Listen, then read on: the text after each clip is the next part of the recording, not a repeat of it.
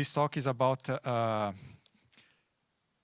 part of this talk is discussing running Postgres on Kubernetes, right? And that's a topic that was very, how can we say, a lot of heated discussions over this over the past several years, right? Even at Percona. By the way, my name is Fernando. I am a senior architect at Percona, and I worked there for the first 10 years as a support engineer. So as you might imagine, we were helping people with database problems with all kinds of different platforms, and Kubernetes was always very tricky, and we will be discussing a little bit about that. What I think it's interesting for me to tell you like up front is that I started to enjoy several parts of this. So there are pros and cons, and at the end of the presentation I will try to line up from my experience how I see it. Another part of this presentation is how to do it, because the other thing that we tend to believe is that it's too much complicated. And it could be, but if you just want to see how it works and get up and running, it is not, right? So I was going to play a joke and say in the beginning there was fire, but I would just skip that. In the beginning there was a LAMP server, right? Those of us that are older will remember that, or a LAP server with Postgres.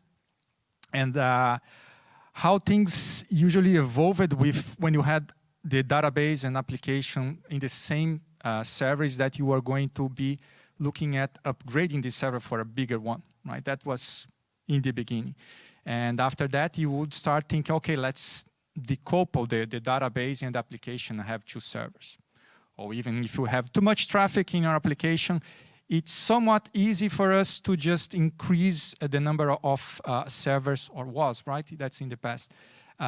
More application servers, but database was always something that people tried to just get bigger and bigger and bigger until they couldn't do it and scale this way anymore, right? After that, we lived a period of transition where we started seeing virtual machines and virtual servers, right, at the precursors of containers, and we started seeing server as a host for other servers, right? So we started to slice the server and start running different virtual servers or virtual machines in that same host.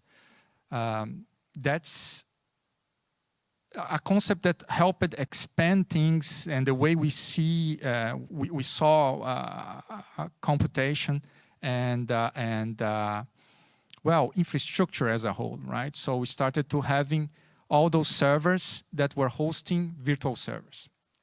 And that brought a lot of flexibility because we could start moving things around. So one server that started working in one host, we could move it for another one if it needed more memory or more CPU and something like this, right?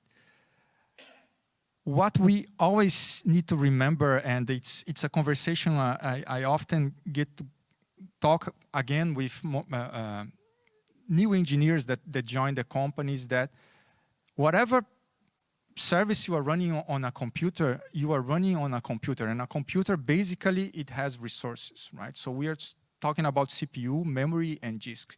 So the performance of an application, if you look at the server level, it will be here, right? If an application is CPU bound, you can see it. If it's memory bound, you can see it. And if it's very I/O driven, we can also see it here. We have local disk, and we always had local disk. And over time, we start to having also like network storage, right? And that was something that helped expand this view of the infrastructure. With Kubernetes, the way we should look at it, at least the way I see it, is that we have all this virtualization that we had 20 years ago, done differently, of course, but we have the automation that followed that. And if you remember, we had several other tools before Ansible that were on the same goals, right? And what we didn't have back then, or at least not the way we have now, it's an orchestration of the whole infrastructure, the way that Kubernetes and other platforms offer today, right? So that's the three main goals, main strengths of Kubernetes. So with Kubernetes, we also have a cluster, but it's a well-defined cluster of servers. We could have more than one group defined inside this cluster, and what we call node pool. And the only reason I'm going to mention that is because later in the presentation, I need you to retain this. It's going to be useful when we think about database in the middle of all of this. So in a Kubernetes cluster, we have several servers running with CPU, memory, and disk. If you just remove disk here, because remember, or I didn't mention that, but in the beginnings, mostly, Kubernetes was all about stateless applications. Or that's what were most well supported, right? So applications that did not require data persistence. And if we look at those resources, CPU and memory, we could start seeing a Kubernetes cluster as a very big server with CPU and memory where we can run applications. Okay, that's the essence of it. Now, we can have an applications running in different servers, and that's usually not for you to decide. And that's part of the magic that Kubernetes has. So you want to deploy an application, and you define what you need for this application to run, and Kubernetes are going to schedule that application to execute in one of the servers in the cluster, right? So if you have a domain pointing to your Kubernetes cluster, it is actually running. It's an application that is running on a server, but you cannot guarantee if that application will continue to run in that same server, or if there is a problem with that server, where is Kubernetes going to move it to, right? And if it's an application that does have data persistence, that data persistence layer is going to follow the application, and you won't lose data. This is for stateful services. So another trend, you could have multiple applications, or well, multiple instances of the same application, right? And if they are also applications that are stateful, each one of them have their data persistency volume, and again, that's linked to the instance itself. So if you have two instances, each of it is going to have their own volume that is linked to them, even if they change hosts. And by changing hosts, what I actually mean is, if an application that runs in one host is deleted or removed, and it is being recreated in a different host, but that data volume is going to follow it, right? And if we look at one of the magics in terms of automation that Kubernetes provides, is services like load balancing, right? That comes built in with the platform, so to speak. So I can easily scale my application to multiple servers with a load balancing that I do not need necessarily to create manually, right? That's something Kubernetes can offer you. And that's the same for running Postgres or MySQL or MongoDB on a Kubernetes cluster. Okay. All these tasks that we usually to run manually as a DBA or a DevOps engineer, all that can be automated have been over time, right? Different ways, different implementations. And in Kubernetes, one way of doing that is by writing what is called an operator. And that operator is going to be specific to implement a service. And it will have all these tasks automated for you. That's one of the benefits, right, that you can do with Kubernetes. And there are several operators for Postgres. I added some of them here, including there is a talk tomorrow from, I think his name is Sean from Tembo, that is going to be discussing the cloud native operator. Crunchy also has a Postgres operator, and there is also Patroni operator, which I'm going to be speaking about next. The Patroni operator was a fork of the Crunchy operator done a few years ago that expanded in a bit of a different way, right? So let's go for the Postgres operator. I'm probably going too fast because of the beginning, but I will try to calm down a little bit. So the Patroni operator, how we can deploy that? The first thing that you need for all operators, it's a Kubernetes cluster, right? That doesn't come with any operators that I know. You need to have that layer, right? So I first need to create my Kubernetes cluster, then I can use my operator to deploy my service on top of it. And several cloud providers have a Kubernetes engine that you can use. And there is also the ones that you could be deploying yourself in your own data center if that's the case, right? Including if you just want to test that in your laptop, for example, which it's not the purpose of this talk, but if you want to look at that, I suggest looking at this tool, NEDBver, which was created by a colleague at Patroni, Nikolai. It makes things very easy to just test it locally, right?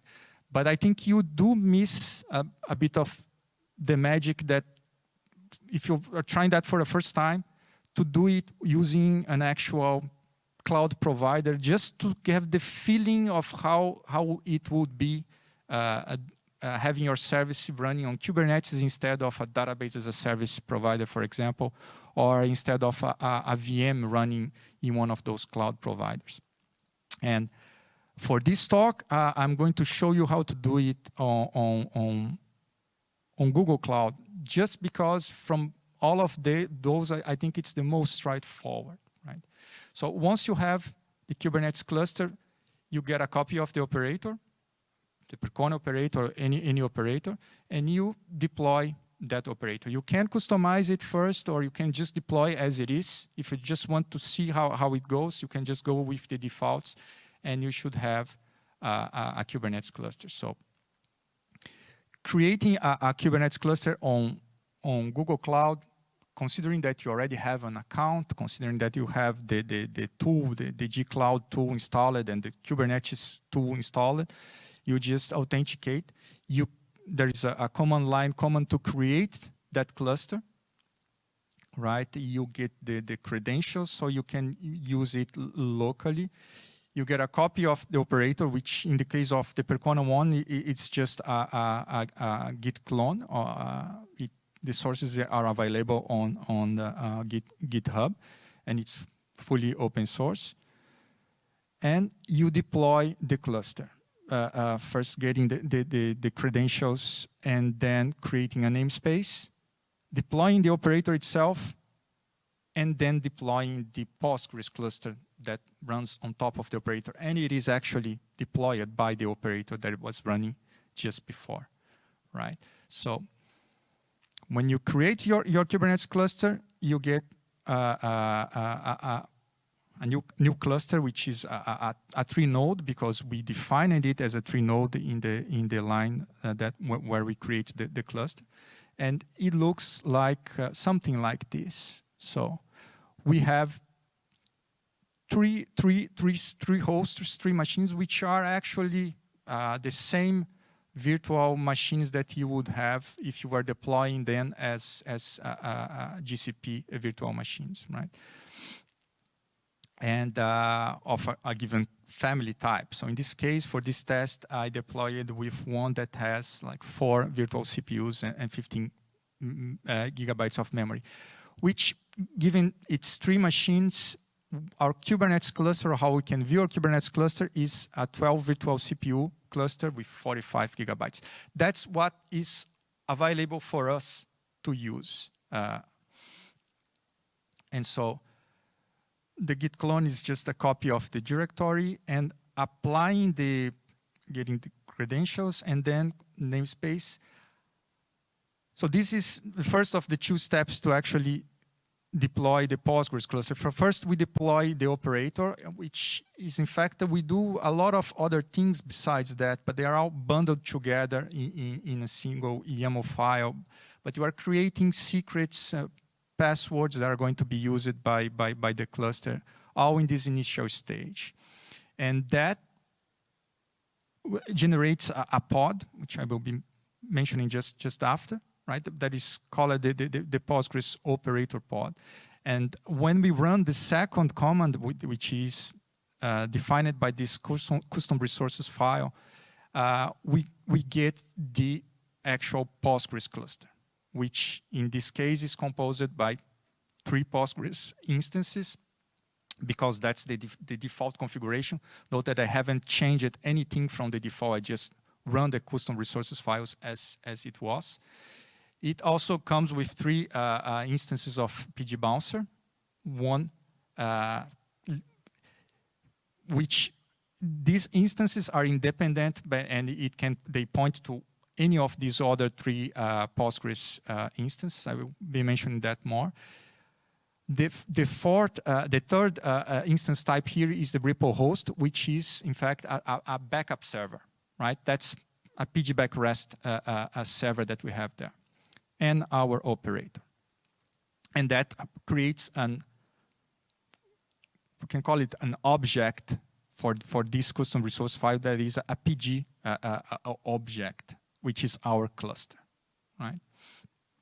Now, if we run this command kubectl get pods, we get this list that we were just looking at on. And if you look at the right side of this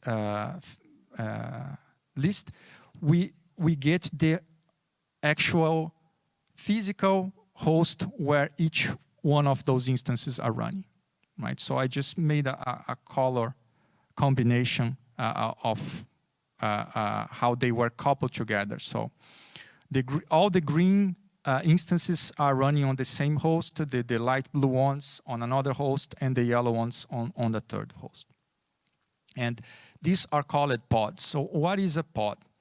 If we take the light blue node as a reference, because it's the one that has most different instances being hosted, all these instances are considered pods, are named pods, right? And a pod is a collection of containers. And it's a collection like that on purpose, right? When you define the service, you define the containers that are part of this service, and you want them to be running together because they are complementary. Instead of having everything running on a container, we separate, we segment that in different containers. So in this case here of the instance one, it's the actual Postgres data. The Postgres server is running on the database container. And then we have a pgBackRest a server running on each pod as well.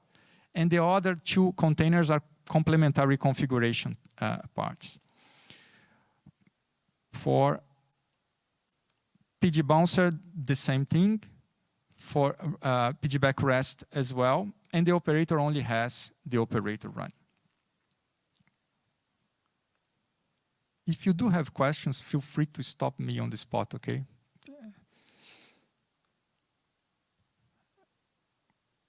So, how do we access Postgres on this. And how do we, in fact, access any Kubernetes service through this?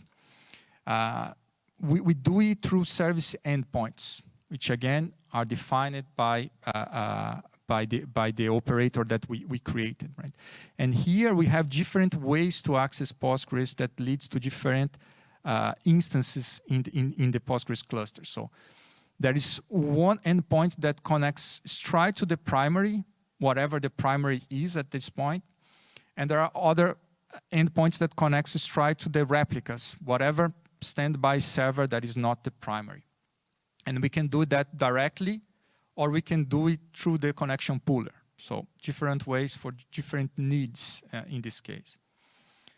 So there is a user that is created by default with this operator, which is called cluster 1, just because the name of the cluster by default is cluster 1, right?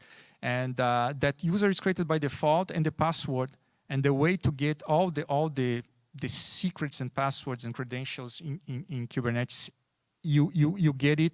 It's stored as a secret, and you need to decode that secret to get the password. So once you get the password, the proper way to do the connection, or one way to test the connection, is to start another container that will just have a Postgres client, right? That you are going to be using for that.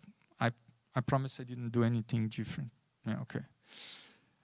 And so you deploy a Postgres container just to be able to run the PSQL command line tool, right? You could do that otherwise. You could use a port forward to your local notebook and just run your PSQL and connect directly. There's different ways to do that, right? But that's it. So in theory, not very complicated, just reposting what a previous slide. If you have access to a cloud provider and are able to create your Kubernetes cluster, which again can be easy or can be more difficult, more user-friendly or less user-friendly.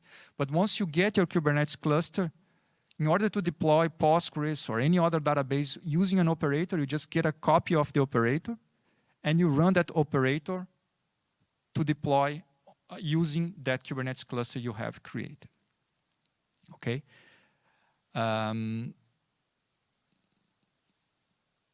Now, let's talk about the features in the operator.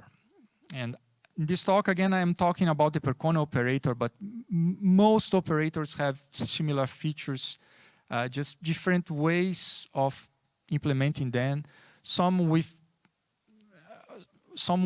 a different subset of features, in fact. For the Patroni operator, the one that I like the most, and it's a bit silly, I reckon, but it's the backup and restore that is built in with the operator. Okay. Yeah. Not now. Okay. Why is that so? That's because when you just deploy your operator, the one thing you will notice is that one of the first things it does is create an automated backup of the infrastructure you just had, right? Just a few minutes after you deploy the cluster, it creates this automated backup, and it's already there.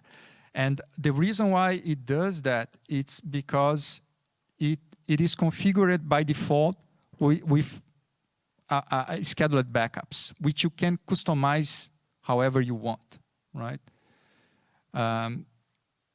And these backups are pgBackRest backups. So everything that pgBackRest supports, it's supported here as well.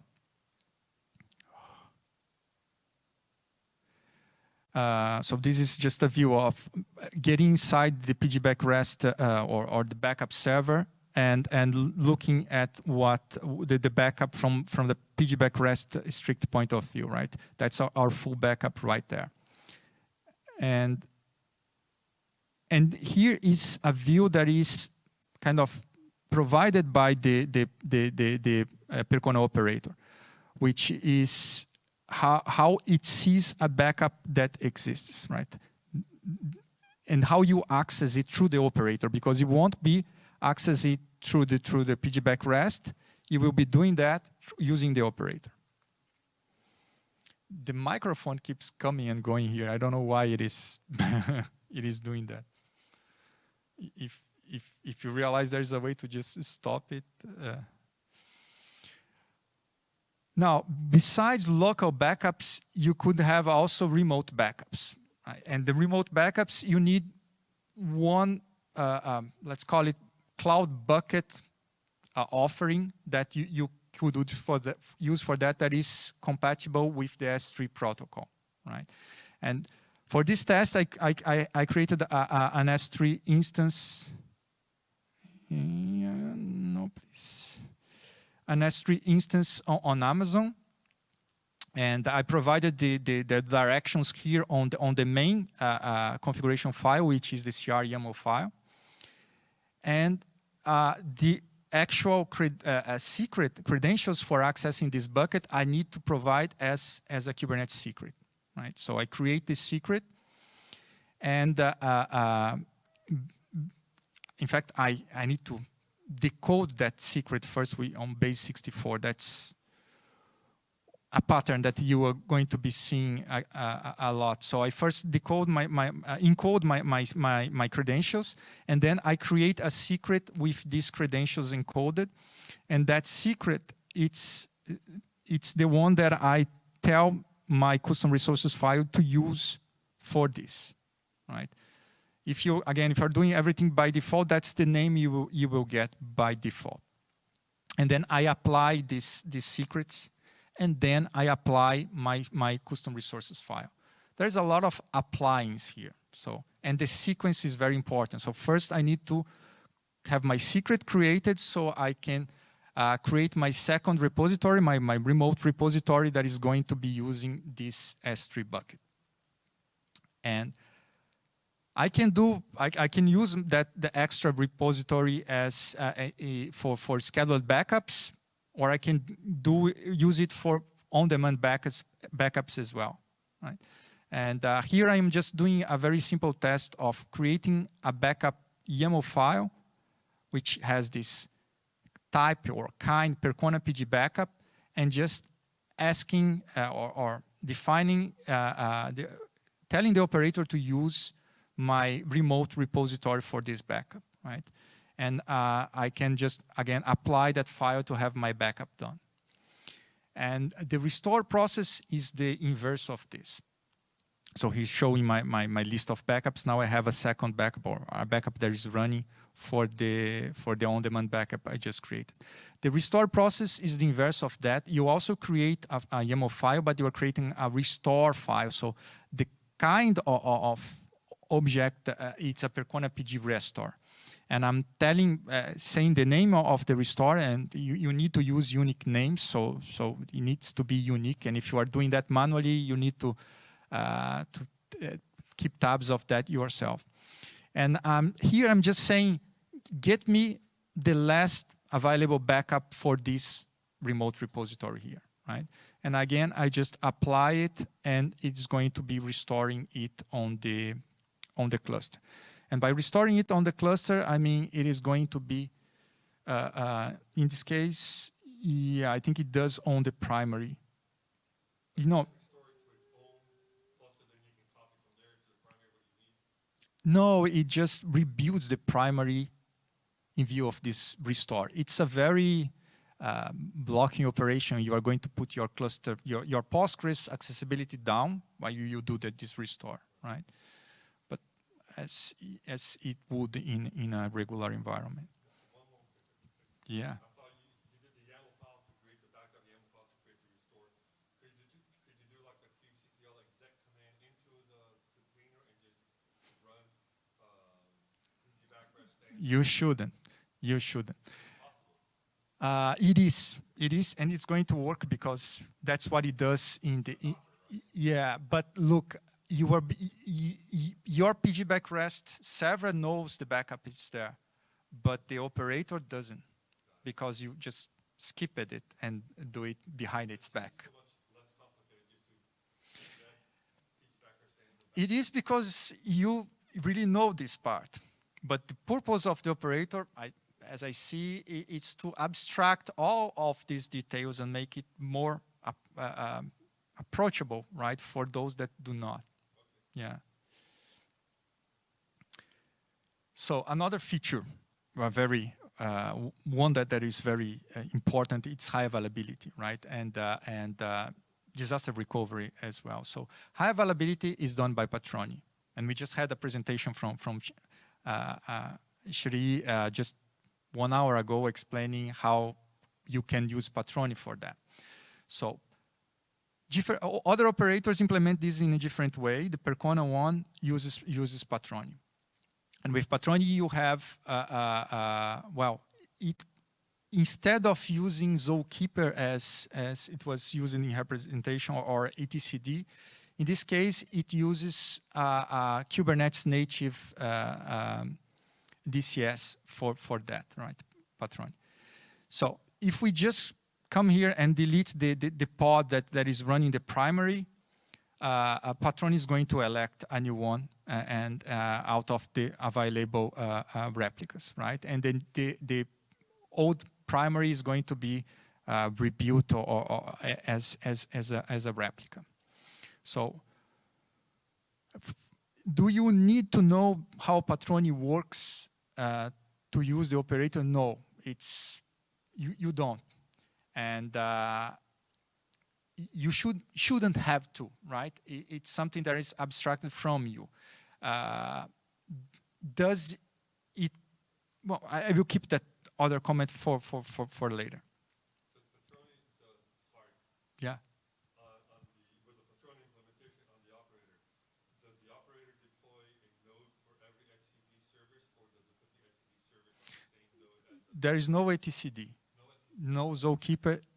We use the native Kubernetes DCS for that. Okay. So you won't see any of those here. Okay. For a disaster recovery, we can just create a second Postgres cluster, right?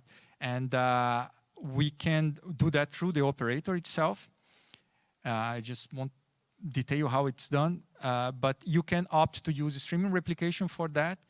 In which case, the primary on the secondary on the secondary cluster is going to be replicating from the cluster one replicas endpoint from the primary cluster or the main cluster. And the other approach is, instead of replicating from the primary, if we do have this remote repository, it is going to be used for while archiving as well. So I didn't mention, but if you do configure a remote repository, you will be doing archiving both in your local pgBackRest server as well as in the remote repository. And if you do have the remote repository, you can run a secondary or a secondary cluster by streaming, replaying the WAL files that are stored in this archive repository like this. So there is no connection between cluster 2 and cluster 1. It's done through this intermediary. And what this opens up is a possibility for more easily having a secondary cluster deployed elsewhere, completely different cloud, for example. Or even you could have cluster 1 running on Google Cloud and cluster 2 running on your own data center Kubernetes platform if you have one, right? In terms of scaling,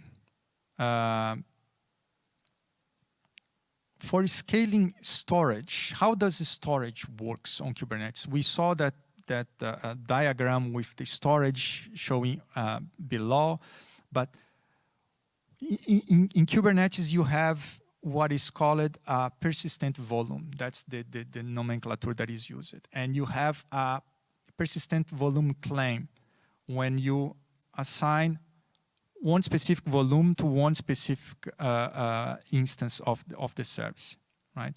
If we run the kubectl get PVC, we will see all the volumes that have been created for this cluster we just created, right? And so we have one for each database instance and one for the backup repository. And they all have a size of 1 gigabyte because, again, that's the default that has been specified in the CR YAML file, right? So if we want to increase the size of the storage, what we need to do is, well, that's another definition. What we need, first we need to check if the storage class that is being used by Kubernetes, or how we define it here, it has support for this expansion of size, right? Usually it does. On AWS, I don't remember if it's GP2 that does not, or if it's GP3 that does not. One of them doesn't.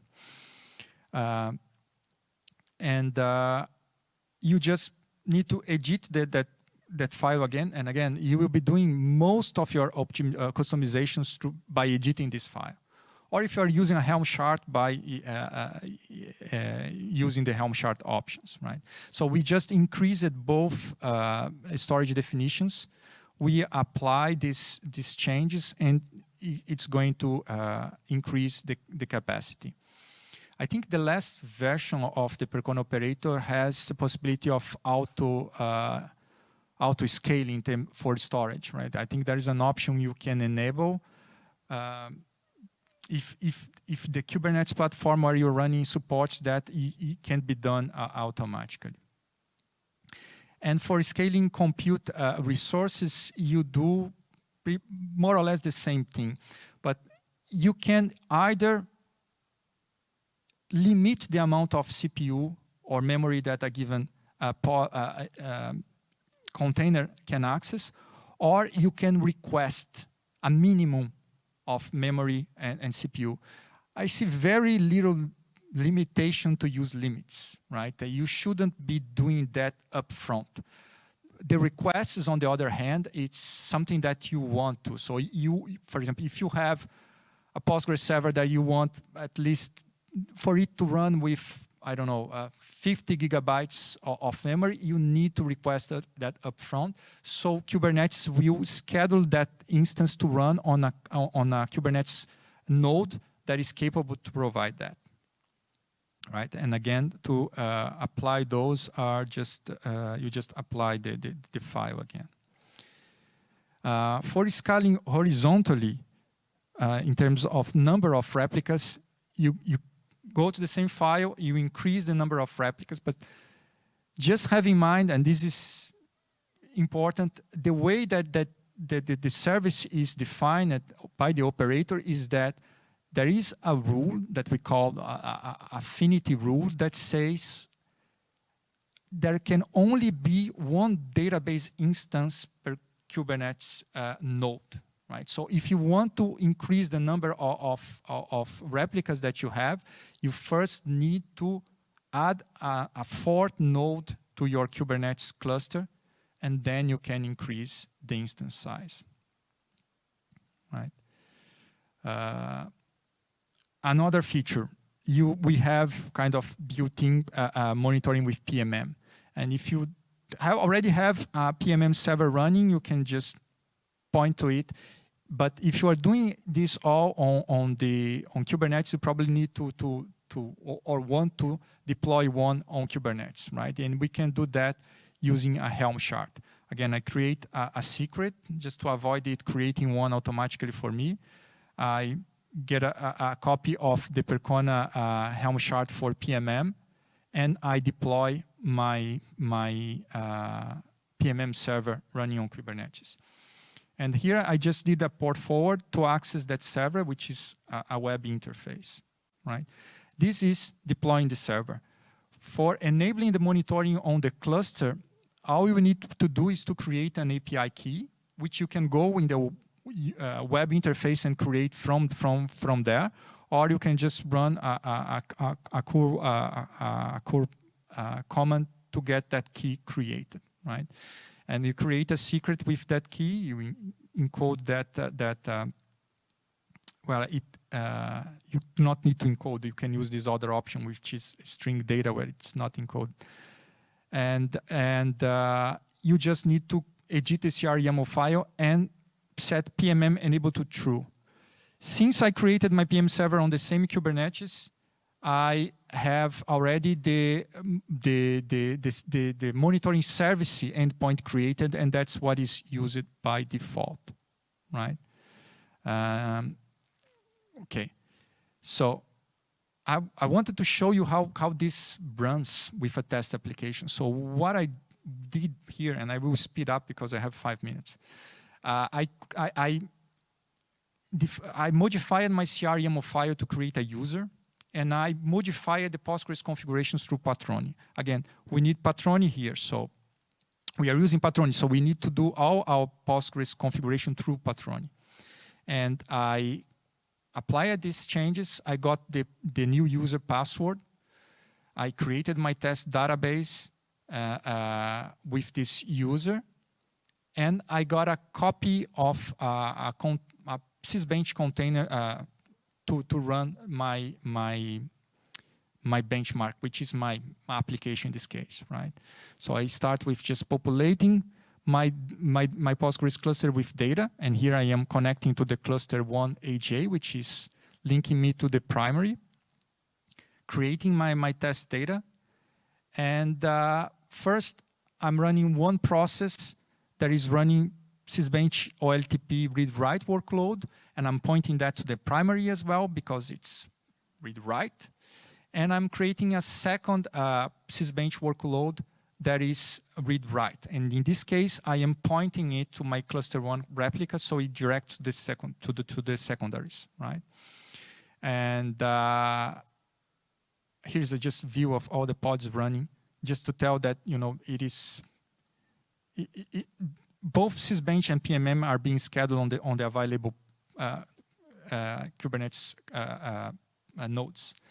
So on my Sysbench primary, I have all my 4 threads. Sysbench threads are created are coming here. And for the secondary, I have in the first secondary, I have just 1 thread, and on the other one another, and on the other one I have 2 for a total of 4 threads. That's how I configured it, right? And one thing I like a lot, and it's still a work in progress, but we are improving this, is support for OS metrics for the Kubernetes nodes. So we actually have, for example, we know how much time is being spent on IO wait and things like this, right? Pros and cons. Very easy to deploy, kind of relatively easy. It depends again on the platform, and very easy to redeploy as well. So I can just delete all my delete my Postgres cluster, delete my persistent volumes, and just redo it on top of the same Kubernetes cluster, right? No vendor lock-in. You can run the same in any Kubernetes platform, and it's going to work. AJ and DR. We have integrated backups, connection pooling, monitoring, and we can run everything on the same environment. If usually you are looking at that, if you are, I think, you already have your application running on Kubernetes, right? And there is a very, getting strong community that is data on Kubernetes that are increasing the support for stateful applications running on Kubernetes.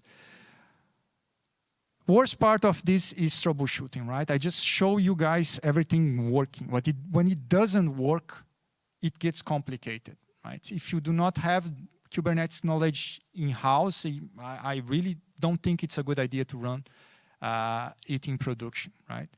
Still, there's potential for using that for different other use cases that are not production. This is just showing one of the logs, trying to understand why the backups didn't work. You do not get full control of the servers. What you need to think when you deploy it on Kubernetes is service availability, right? I have a database running on Kubernetes, and that's it. You could and should be, I think, creating a dedicated node pool just for your database if you do not want it to mix with your application in terms of resource competition. You don't get full control of the configuration, but you can still install custom extensions. There's different ways to do that, right? Just not very straightforward. But as the products mature, as the operators mature, more things are being added to them. And I was going to show you the pgBackRest, which is mostly a web interface, so you can have your own database as a service running wherever you want using the pgBackRest operator, but that's going to be for another talk. Gosh, I wish I had more time. Any questions I can answer now?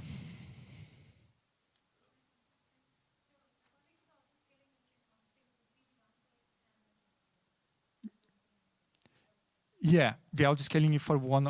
You can scale just the number of database instance, just the number of pgBouncers. You can remove pgBouncer if you don't want to use it, or if you already have a connection pooling database driver capable, right? You don't have to use it. Yeah. Huh? Yeah, you just comment the pgBouncer in the CR file and apply it. You want to have lunch? Yeah, okay. Okay. Well, I will be here the next couple of days, so if you have any question, please feel free to come and talk. Okay, thank you.